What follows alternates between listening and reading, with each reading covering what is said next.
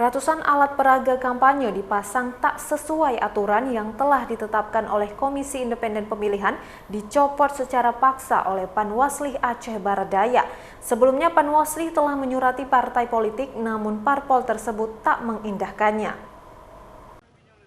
Ratusan alat peraga kampanye calon legislatif untuk pemilu 2024 yang dipasang di sejumlah lokasi di Kabupaten Aceh Barat Daya dicopot paksa oleh Panwasli Kabupaten setempat dengan melibatkan puluhan petugas Satpol PP dan WH serta personil kepolisian Polres Aceh Barat Daya. Adapun jumlah titik dan zona yang dilarang pemasangan alat peraga kampanye antara lain di pohon-pohon, tiang listrik, jembatan, tiang telkom, fasilitas pemerintah, pekarangan rumah ibadah hingga pekarangan sekolah. Sebelumnya Panwasli Aceh Barat Daya telah memberikan imbauan dengan menyurati langsung seluruh partai politik peserta pemilu 2024 untuk menurunkan secara mandiri alat peraga kampanye yang dipasang di lokasi terlarang. Surat itu dilayangkan sejak tanggal 4 hingga 14 Januari 2024.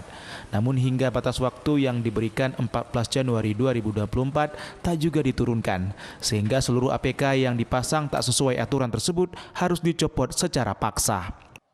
Kita tertibkan itu sesuai dengan surat himbauan kita bahwa yang akan kita tertibkan adalah APK sama BK, bahan kampanye, alat peraga kampanye dan bahan kampanye. Penertiban dilakukan sejak Senin 17 Januari 2024 sampai 18 Januari 2024.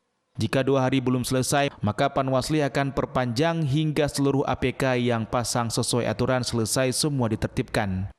Penertiban tak hanya dilakukan di jalan raya, namun penertiban juga dilakukan di seluruh pelosok desa yang ada di wilayah Aceh Barat Daya sehingga menghabiskan waktu lama. Dari Kabupaten Aceh Barat Daya, Erdawati, iNews melaporkan.